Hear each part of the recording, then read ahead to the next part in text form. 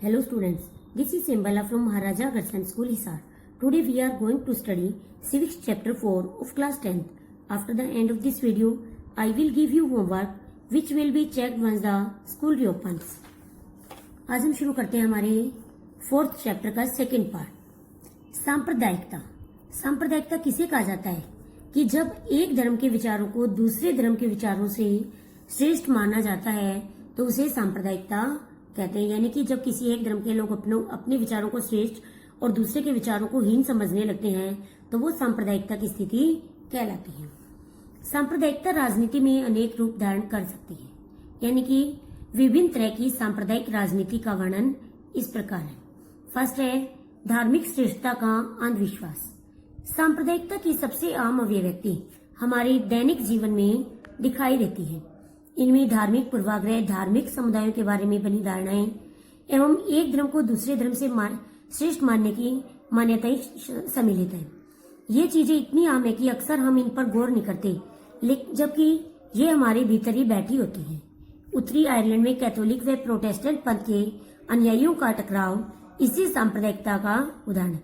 अर्थात सांप्रदायिकता की जो भावना है वो हमारे हर रोज के जीवन में हमें दिखाई देती है, क्योंकि धार्मिक पूर्वाग्रह का मतलब होता है कि ये प्राचीन काल से ही धर्म के बारे में धारणाएं बनी हुई है, जिसके अंतर्गत एक धर्म दूसरे धर्म को से अपने आप को श्रेष्ठ मानता है, जिसके कारण जो है सांप्रदायिकता की स्थिति पैदा होती है। जैसे कि उत्तरी आयरलैंड के अंदर कैथोलिक व प्रोटेस्टेंट धर्म के लोगों के बीच में हमेशा ही टकराव की स्थिति बनी रहती है। दूसरा है बहुसंख्यक वर्ग की सांप्रदायिकता। सांप्रदायिक सोच अक्सर अपने धार्मिक समुदाय का प्रभुत्व स्थापित करने की होड़ में रहती है।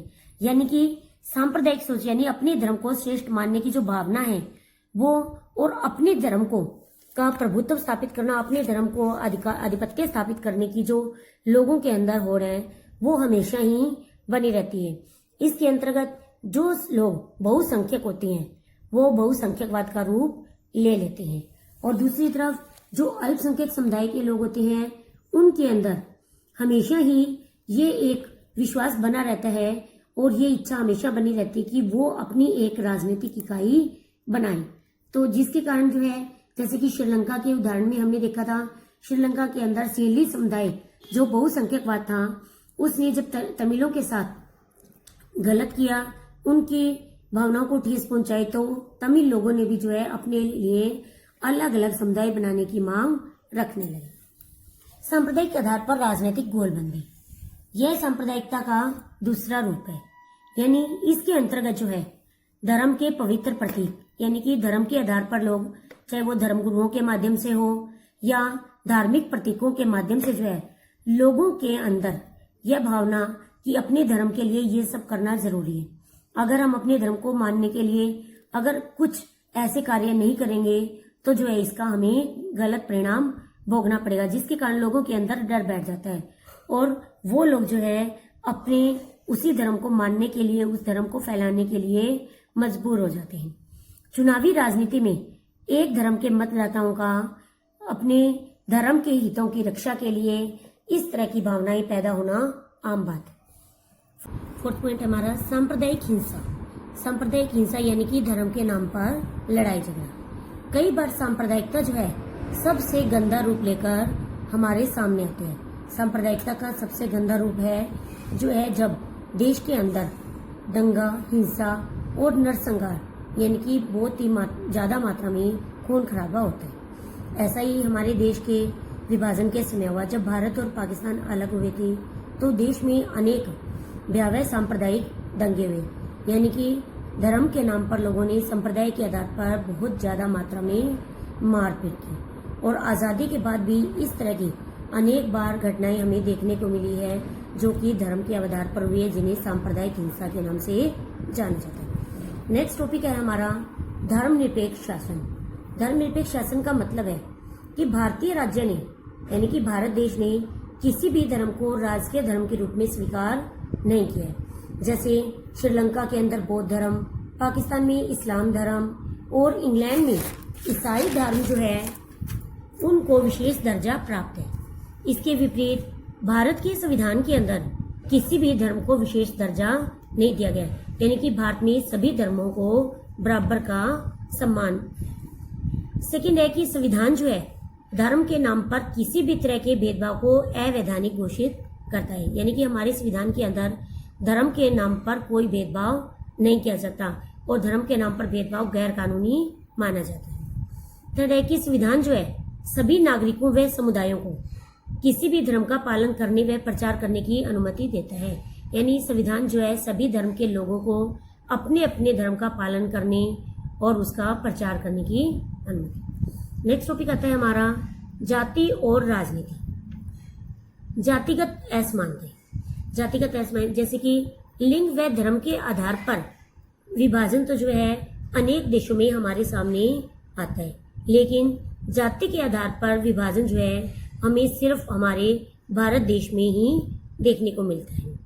सभी समाजों के अंदर कुछ न कुछ सामाजिक असमानताएं और किसी न किसी तरह का श्रम विभाजन मौजूद होता है। एक ही जाति के समूह के लोग एक जैसे मिलते जुलते कार्य करते हुए नजर आते हैं या शादी में, खान पान में एक दूसरे के साथ संबंध रखते हैं। वर्ण व्यवस्था, वर्ण व्यवस्था क्या होती है? जातिगत आधार पर लोगों को वर्ग समूहों में बांटना वर्ण व्यवस्था कहलाता है। इनकी हमारे देश में प्राचीन काल में वर्ण व्यवस्था जो है 4 वर्गों में थी, ब्राह्मण, क्षत्रिय, वैश्य और शूद्र। जो सबसे निम्न जाति के व्यक्ति होते थे उनके साथ ज्यादा भेदभाव किया जाता था। जैसे कि वर्ण व्यवस्था जो है अन्य जाति समूहों से भेदभाव और उन्हें अपने से अलग मानने की धारणा पर आधारित है। इसमें निम्न जाति के साथ छुआछूत का व्यवहार किया जाता है। तब जो है महात्मा गांधी, डॉक्टर अंबेडकर, रामास्वामी नायकर जैसे अनेक राजनेताओं व समाज सुधारकों ने इस जातिगत भेदभाव से मुक्त समाज व्यवस्था बनाने के लिए कार्य किया, यानी कि जिसमें जाति के आधार पर कोई भेदभाव न हो। इसके अलावा शहरीकरण, साक्षरता, शिक्षा के विकास तथा गांव के अंदर जमींदारी प्रथा के कमजोर होने से जो है जाति व्यवस्था के अंदर बहुत ज्यादा परिवर्तन आ रहा है, लेकिन फिर भी भारत से जो है जाति प्रथा खत्म नहीं हुई है, यानी कि जाति के नाम पर आज भी अनेक तरह के भेदभाव समाज में प्रचलित है। भारत में अनेक क्षेत्रों में जैसे जातिगत असमानताएं जारी हैं, उनमें से कुछ है जैसे विवाह संबंध। आज भी जो है ज्यादातर लोग अपनी ही जाति या कबीले में शादी करना पसंद करते हैं। छुआछूत, संविधान के अंदर छुआछूत को गैर कानूनी माना गया, लेकिन फिर भी जो है अभी भी जो है छुआछूत की प्रथा कहीं कहीं पर देखने को मिलती है, वो पूरी तरह से समाप्त नहीं हुई। आर्थिक क्षेत्र के अंदर भी जो है जाति व्यवस्था के अंतर्गत कुछ समूहों को लाभ की स्थिति में व कुछ समूहों को दबाकर रखा गया है और ये सब जाति पर आधारित है और ये जो प्रभाव है इसका सदियों से चला आ रहा है और आज भी प्रचलित है। शिक्षा के क्षेत्र में भी जो है कि जिन जातियों में पहले से ही पढ़ाई लिखाई मौजूद थी वो और शिक्षा पर आज भी उनकी पकड़ अधिक है, आज भी उन्हीं का बोलबाला है। लेकिन जिन जातियों को, निम्न जातियों के अंदर जिन लोगों को पहले शिक्षा से वंचित रखा जाता था, उनके सदस्य आज भी जो है स्वाभाविक तौर पर पहले के मुकाबले अभी भी जो है ऊंची जाति के मुकाबले पिछड़े हुए। नेक्स्ट है राजनीति में जाति, यानी राजनीति के अंदर भी जाति जो है अनेक रूप धारण कर सकती है।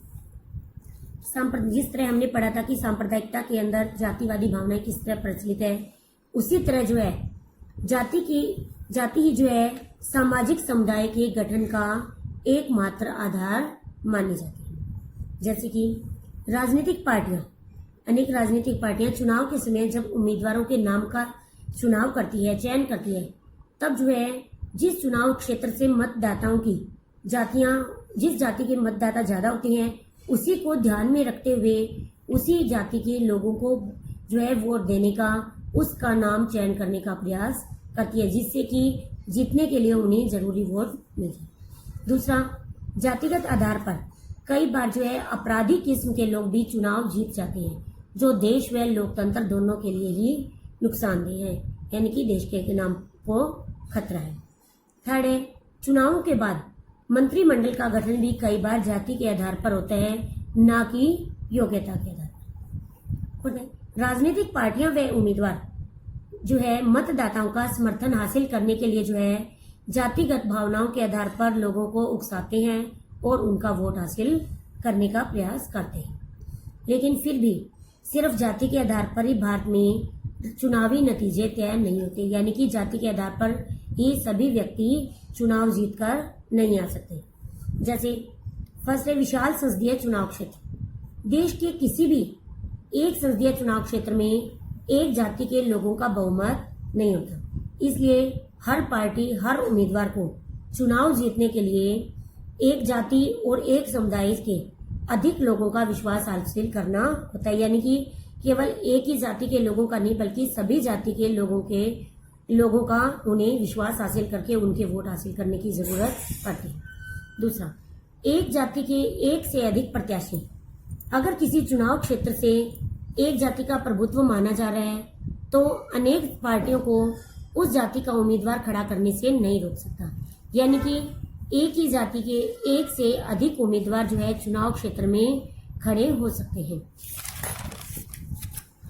नेक्स्ट है जाति के अंदर राजनीति, यानी कि सिर्फ राजनीति ही जातिग्रस्त नहीं होती है बल्कि जाति भी राजनीतिग्रस्त हो जाती है। जैसे भारतीय समाज में प्रत्येक जाति स्वयं को बड़ा व प्रभावशाली बनाना चाहती है, यानी कि खुद को सबसे अधिक महत्वशाली बनाना चाहती है।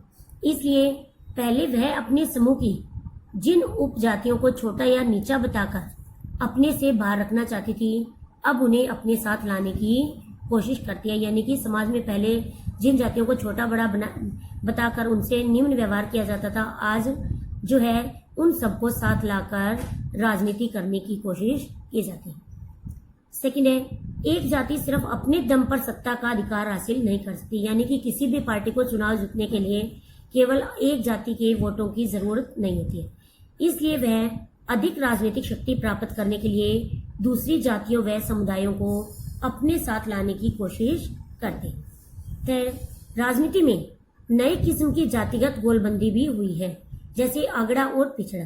इसका मतलब है कि राजनीति में जातिगत गोलबंदी का मतलब होता है लोगों को इकट्ठा करना। अगड़ा का मतलब होता है ऊंची जाति और पिछड़ा का मतलब होता है निम्न जाति, यानी कि आज जो है राजनीति में उच्च व निम्न जाति के लोग जो है मिलजुल कर इकट्ठा होकर चुनाव में भाग लेते हैं। तो इस तरह जो है जाति भी राजनीति में कई तरह की भूमिकाएं निभाती है। तो ये था हमारा आज का टॉपिक। यहाँ तक कि क्वेश्चन आप अच्छे से लर्न करेंगे और अपनी नोटबुक में राइट करेंगे।